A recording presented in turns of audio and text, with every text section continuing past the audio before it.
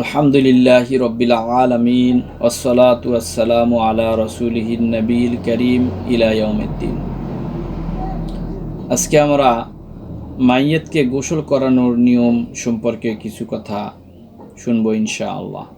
ইচ্ছা পূরণ, ইচ্ছা পূরণ, ইচ্ছা পূরণ করবে আল্লাহ তাআলা। সর্বপ্রথম মৃত ব্যক্তিকে ইস্তেঞ্জা করাইবে, অর্থাৎ পানি দ্বারা তাহার লজ্জাস্থান ও পায়খানার দ্বার ধৌত করিবে, কিন্তু তাহার রানে ও ইস্তেঞ্জার স্থানে হাত লাগাইবে না এবং তাহা দেখিবে না, বরং আপন হাত কোনো কাপড়ের টুকরা দ্বারা বেষ্টন করিয়া তারপর ওই হাতে ধৌত করিবে এবং নাভি হইতে হাঁটু পর্যন্ত যে কাপড় আছে তাহার ভিতর কাপড়ের টুকরা বেষ্টিত হাত দিয়া ধোয়াইবে।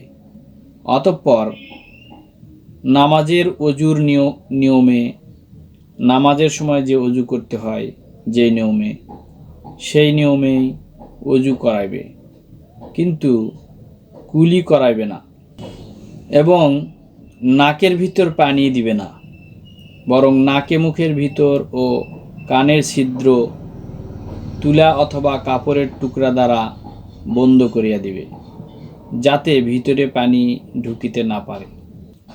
হাতের পাঞ্জা ধোয়াইবে না, বরং প্রথমে মুখ, তারপর কুনুই, মধ্য গিরা সহ, অর্থাৎ এই গিরা পর্যন্ত, এই গিরা,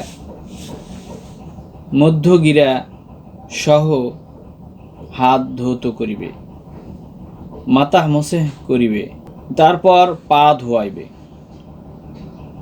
অর্থাৎ অজুর মধ্যে যে সমস্ত ফরজ আছে, মুখমণ্ডল ধৌত করা, দুনো হাতের গিরা সহ ধৌত করা, মাথা মোসে করা, পা ধোয়া, এই চারটি কাজ।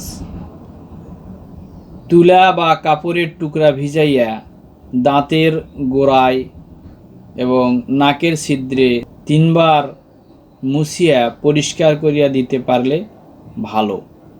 কিন্তু কোনো ফকিহগণের মতে মৃত ব্যক্তির জানাবাতের নাপাক অবস্থায় মারা গেলে ঐরূপ তুলা বা কাপড় ভিজাইয়া পরিষ্কার করিয়া দেওয়া আবশ্যকীয়, অর্থাৎ ওয়াজিব। তারপর মাথাকে এবং মাইয়েত পুরুষ হইলে দাড়িকেও সাবান ইত্যাদি দ্বারা ভালোরূপে ধৌত করিবে। অতঃপর তাহাকে বাম পার্শ্বে শয়ন করাইয়া মাথা হইতে পা পর্যন্ত 3 বার এমনইভাবে পানি ঢালিবে যাহাতে উপর থেকে নিচ পর্যন্ত পানি যাইয়া পৌঁছাইয়া যায়। ঠিক তদ্রূপ ডান পার্শ্বে শোয়াইয়া 3 বার পানি ঢালিবে। ইহার পর তাহাকে গোসল প্রদানকারী শরীরের সহিত টেক লাগাইয়া একটু বসাইবে এবং ধীরে ধীরে তার পেট মালিশ করিবে ও পেটে সামান্য চাপ দিবে।